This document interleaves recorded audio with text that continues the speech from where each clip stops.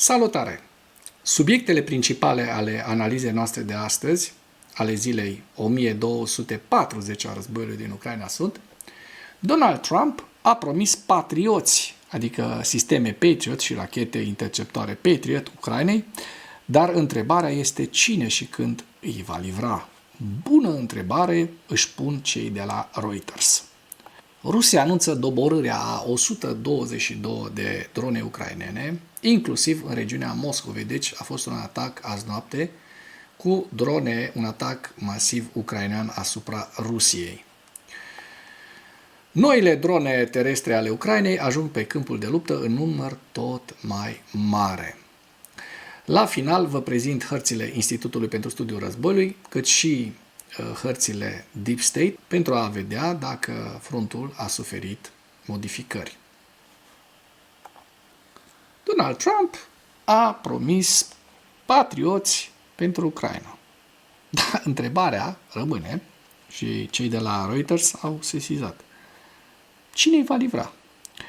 Promisiunea președintelui Trump de a furniza Ucrainei arme suplimentare, în special sistemul de apărare antirachetă Patriot, în detrimentul partenerilor săi, a fost o surpriză chiar și pentru aliații apropiați ai SUA. Se pare că aceștia au aflat despre acest lucru nu în avans, ci abia în momentul anunțului, scrie agenția britanică de știri Reuters. Ce spune Reuters? Președintele Trump a găsit în sfârșit o modalitate de a mulțumi Ucraina să le ceară aliaților europeni să doneze armele lor și să le vândă în schimb arme americane. Deștept băiatul, nu? Acum vine partea dificilă. Să ne punem de acord asupra cine și când va preda de fapt sistemele valoroase, inclusiv bateriile de rachete Patriot, pe care Kievul le caută cu atâta disperare. Agenția subliniază că, în ciuda declarației lui Trump, conform căreia unele dintre sistemele Patriot ar trebui să ajungă în Ucraina în câteva zile, este acum clar că președintele SUA a prezentat doar un concept general, nu un plan detaliat. Gradul de sprijin pentru Ucraina va depinde de viitoarele negocieri privind cine va furniza armele promise de Trump, potrivit a 10 oficiali americani și europeni. Întrebarea cheie, din nou, este cine și când va furniza bateriile Patriot. Ca întotdeauna, în astfel de cazuri, diavolul se ascunde în detalii, a spus un ambasador nord-european la Washington. Agenția subliniază că Ucraina și aliații săi au primit foarte pozitiv atât planul elaborat de Trump și de către secretarul general al NATO, Mark Rutte, în ultimele zile, cât și, în general, schimbarea retoricii liderului american cu privire la războiul ruso-ucrainean. Însă unii europeni și-au exprimat dezamăgirea că ei au fost cei care au plătit de fapt pentru ceea ce promisese președintele american. În timpul unei întâlniri cu Trump în biroul Oval, luni, Rutte a menționat 6 țări NATO, Finlanda, Danemarca, Suedia, Norvegia, Olanda și Canada, care sunt dispuse să participe la programul de achiziționare de arme. Cu toate acestea, Reuters notează că toate acestea au venit ca o surpriză pentru aliații SUA. Surse importante din ambasadele a două dintre aceste țări au declarat pentru Reuters că au aflat despre plan abia atunci când a fost anunțat. Chiar și aliații apropiați ai SUA par să fie aflat despre propunerile în timp real, relatează Reuters. Am o puternică senzație că nimeni nu a fost informat în prealabil cu privire la detaliile exacte. De asemenea, bănuiesc că în cadrul administrației abia acum încep să înțeleagă ce înseamnă acest lucru în practică, a declarat un ambasador european. Reuters notează că în urma unei solicitări de comentarii, Pentagonul a indicat agenției discursul lui Trump din 14 iulie, în care acesta și-a anunțat acordul cu Rutte, cu Mark Rutte. Casa Albă și ambasada Ucrainei de la Washington nu a răspuns solicitărilor de comentarii. Acum începe adevărata muncă, potrivit a 3 oficiali americani implicați în problemele legate de arme. În special, oficialii americani negociază în prezent cu aliații NATO și evaluează cine este pregătit să trimită ce în Ucraina. Reuters subliniază că oficialii europeni sunt în general pozitiv în această privință. Suntem pregătiți să participăm, a declarat ministrul danez de externe Lars Løkke Rasmussen, reporterilor la Bruxelles, înaintea unei reuniuni a ministrilor Uniunii Europene din 15 iulie. Un oficial a menționat Germania, Grecia, Olanda și Spania drept candidați buni pentru a trimite o baterie de rachete Patriot la Kiev, deoarece au puține baterii sau amenințările cu care se confruntă sunt relativ îndepărtate. Unele țări, în special Grecia și Spania, au rezistat anterior apelurilor aliaților de a furniza Ucrainei o parte din sistemele lor Patriot, argumentând că acestea sunt necesare pentru apărarea propriilor țări și a NATO în ansamblu. Un alt oficial, a declarat că administrația Trump revizuiește stocurile NATO pentru a vedea ce este disponibil. Următorul pas va fi să încerce să convingă aliații să doneze echipamentele Ucrainei în schimbul unui fel de comerț, a spus oficialul. Ministrul german al apărării Boris Pistorius, care a vizitat Pentagonul pe 14 iulie, a declarat că germanii vor discuta cu SUA trimiterea de baterii Patriot în Ucraina în următoarele zile sau săptămâni, dar a spus că niciun sistem Patriot nu va ajunge la Kiev timp de câteva luni, probabil amânând sosirea lor până după lunile de vară importante din punct de vedere tactic. Un alt oficial a declarat că Trump a fost implicat îndeaproape în discuții, deși acestea erau încă incerte. Deocamdată, oamenii spun, putem ajuta, dar nu știm ce înseamnă asta, a declarat sursa agenției. Vreau să vă reamintesc, să vă aduc aminte că România, chiar dacă este aici în buza Rusiei, în buza războiului dintre Rusia și Ucraina, a donat unul dintre cele 3 sisteme Patriot pe care le avea Ucrainei și bine a făcut că a făcut acest lucru, dar nu înțeleg țări precum Spania sau țări îndepărtate care nu au niciun pericol, de ce se cacă pe ele, ca să spun așa mai pe românește și mai vulgar, îmi cer scuze, dar simt așa un fel de revoltă față de acest lucru. Deci de ce ezită, ca să folosim o formulare mai corectă, mai doctă, să trimită aceste baterii atât de necesare Ucrainei, pentru că războiul nu se duce în Spania, ci se duce în estul Europei. Iar România, chiar dacă este mai vulnerabilă, mult mai vulnerabilă decât Spania, a trimis. Și atunci mă întreb dacă, Doamne ferește, ar veni un război NATO, Rusia împotriva țărilor NATO. Spania va zice la fel, bă, stai un pic, că dacă vin rachetele și deasupra noastră și n-ar trimite în Polonia sau țările Baltice, să nu mai zic de România, aceste baterii, o temă de gândire. Rusia anunță doborârea a 122 de drone ucrainene, inclusiv în regiunea Moscovei. Deci a fost un atac masiv cu drone ucrainene în această noapte. Foarte bine. Rușii trebuie să simtă și ei că sunt criminali și că au pornit un război de agresiune împotriva Ucrainei. Ministerul Apărării al statului agresor Rusia a declarat că noaptea de 17 iulie 122 de drone ucrainene ar fi fost doborâte. Potrivit Ministerului Apărării din Rusia, 43 de drone au fost doborâte deasupra teritoriului regiunii Briansk, 38 Kursk, 10 Oriol, 6 Smolensk, 6 Voronezh, 5 Belgorod, 3 Moscova, 3 Kaluga, 3 Crimea, 2 drone au fost doborâte deasupra Leningrad, 2 deasupra Lipetsk și 1 deasupra Tula. Primarul Moscovei, Serghei Sobyanin, a declarat că apărarea aeriană a respins un atac cu 3 drone ucrainene asupra capitalei ruse și, bineînțeles, locuitorii din Zelenograd, regiunea Moscova, au raportat că au auzit mai multe sunete similare exploziilor. Zborurile au avut întârzieri pe aeroportul Vnukovo și atacul din regiunea Smolensk a lovit orașul Roslav, au raportat locuitorii. Acolo se află uzina de reparații, echipamente de sprijin pentru zbor 720 JSK, Arostec a menționat Astra. Dacă până în acest moment ai găsit informații utile în material, contribuie cu un like și cu o distribuire a acestui videoclip pentru a ajunge la cât mai multă lume. Vom urmări care sunt urmările acestui atac, să vedem ce pagube reale a produs acest atac masiv ucrainean cu drone asupra Rusiei. Noile drone terestre ale Ucrainei ajung pe câmp într-un număr tot mai mare. O veste interesantă, o știre interesantă, utilizarea de către Ucraina a vehiculelor terestre fără pilot s-au accelerat în ultimele luni, o situație care, potrivit experților, în dezvoltare ar putea contribui la reducerea presiunii asupra infrastructurii în contextul în care Kievul se confruntă cu probleme continue de recrutare și pierderi. Prima misiune de luptă confirmată a Ucrainei cu aceste drone terestre, adesea denumite drone terestre, a avut loc în decembrie 2024, când brigada Charter a folosit unul în regiunea Kharkiv. A fost pentru prima dată când o dronă terestră autohtonă a participat la o operațiune completă pe câmpul de luptă.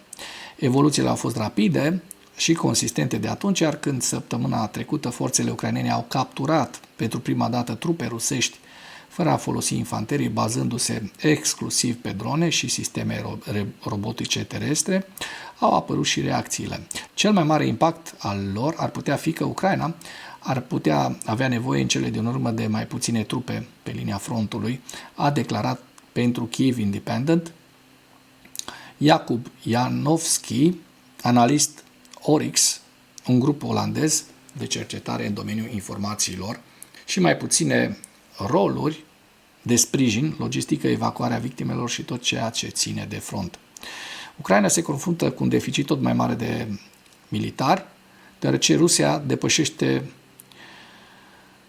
recrutare lunară, pentru că, așa cum știm, Rusia are o populație de 3-4 ori, chiar de 4 ori mai mare decât cea ucraineană. Zelensky a declarat în luna mai că Rusia mobilizează între 40 și 45 de mii de oameni în fiecare lună. Ucraina gestionează doar 25-27 de mii.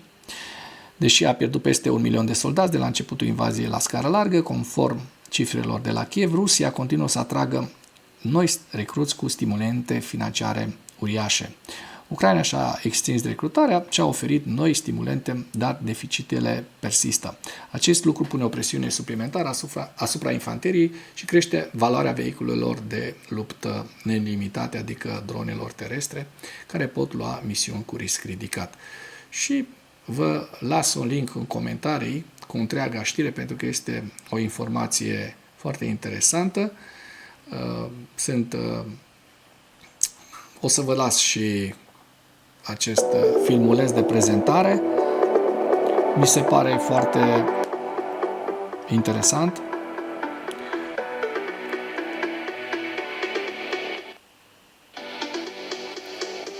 Vedem cum sunt manevrate aceste drone terestre, da? Cum sunt trimise de către operatori de drone, care, bineînțeles, stau la adăpost.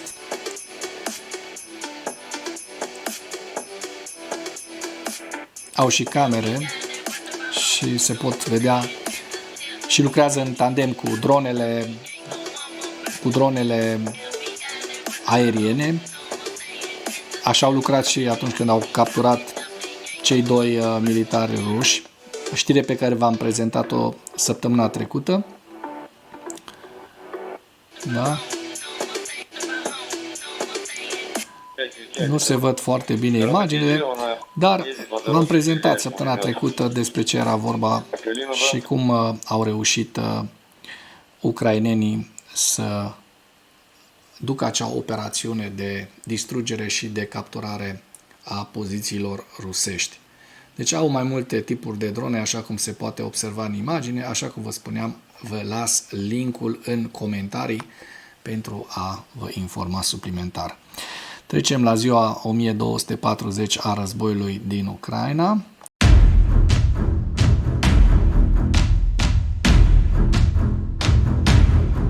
Pierderile rusești la data de 17 iulie, 1190 de militari, 4 tancuri, un vehicul blindat, 43 de piese de artilerie, wow, o cifră destul de mare.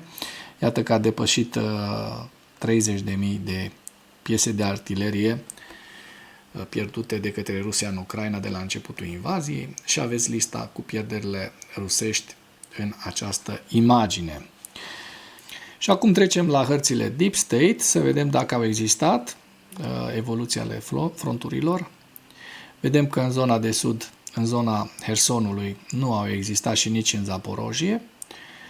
Și o să vă prezint niște avansuri mici, minuscule, în zona Niprului și înspre zona Donbasului, Donetskului. Vedem că rușii au reușit să avanseze în aceste 3 direcții, în Zelene Pole, în Shevchenko și în Mârne, la vest de Mârne, și de asemenea au mai avut, deci aici e undeva la, zic eu, maxim 1 kilometru pătrat în toate aceste zone, pentru că sunt niște zone destul de mici, 1 kilometru, 1 kilometru jumate pătrat. Și la nord de Pokrovsk, vedem că la nord-est de Pokrovsk, rușii au mai reușit să mai acapareze această bucată, tot așa la vreo jumătate de kilometru pătrat în Pișceane. Deci în total în jur de 2 km jumate pătrați cuceriți de ruși, și vedem că în Ceasov Iar, atât în Ceasov Iar cât și mai la nord Liman și Kupiansk, rușii n-au avut avansuri. În schimb, din păcate, vedem că au avansat în zona Vovceanskului și vedem că este un avans destul de consistent la vest de Vovceansk, în această zonă. Eu estimez acest avans undeva la 5, poate 6 km pătrați. O zonă a Vovceanskului care a fost destul de stabilă până acum. Deci în ultimele luni știm foarte bine că nu este un avans major, undeva la 5-6 km pătrați, dar totuși trebuie menționat. Dăm un ochi și pe zona Sumă, regiunea Sumă, și vedem că rușii nu au avansat în această zonă și ucrainenii continuă să dețină poziții în Tetkino și la sud-vest de zona Kursk. Și acum trecem la evaluarea campaniei ofensive rusești la data de 16 iulie în viziunea analiștilor Institutului pentru Studiul Războiului cu principalele informații. Kremlinul reutilizează mai multe narațiuni informative de lungă durată, inclusiv amenințări nucleare, într-un efort reînnoit de a separa Statele Unite de Ucraina și de Alianța NATO. Pentru că rușii se tem foarte mult de NATO. Și știm că 2 zile cât a stat Keith Kellogg, trimisul special al Statelor Unite ale Americii al lui Donald Trump la Kiev, s-au oprit atacurile asupra Kievului, ca printr-o minune. Și chiar făcea o glumă președintele Zelensky aseară, spunând că ar dori să-l mute pe Keith Kellogg în Kiev astfel să se oprească atacurile rusești asupra capitalei și să-i dea cetățenie. Ceva de genul ăsta spunea. Și asta spunea tot el, că asta demonstrează că rușilor le este frică de americani, de Statele Unite ale Americii, pentru că sunt mai puternici ca ei, atât militar, economic nici nu mai vorbim. Forțele ruse au efectuat o serie largă de atacuri cu rachete și drone împotriva Ucrainei în noaptea de 15 spre 16 iulie, vizând în principal infrastructura energetică ucraineană. Oficialii occidentali au furnizat detalii suplimentare despre noul efort condus de către SUA de a înarma Ucraina. Vedem acest grafic cu atacurile nocturne ale Rusiei. S-au mai domolit puțin, vedem că a fost vârful acela din perioada 1-10, când a fost mai puternic. Și la final vă prezint hărțile Institutului pentru Studiul Războiului cu regiunea Sumă, Vovceansk și, da, iată, acest avans rusesc pe care l-au prezentat și cei de la Deep State, apare și în hărțile Institutului, Lugansk, Svatove Kremina, Donetsk, Pokrovsk, Novopavlivka, Zaporojie și Herson. Și cu acest ultim detaliu încheiem materialul nostru de astăzi cu îndemnul, dacă ați găsit informații utile în acest videoclip, să nu ezitați să distribuiți pentru a ajunge la cât mai multă lume. Mulțumesc mult!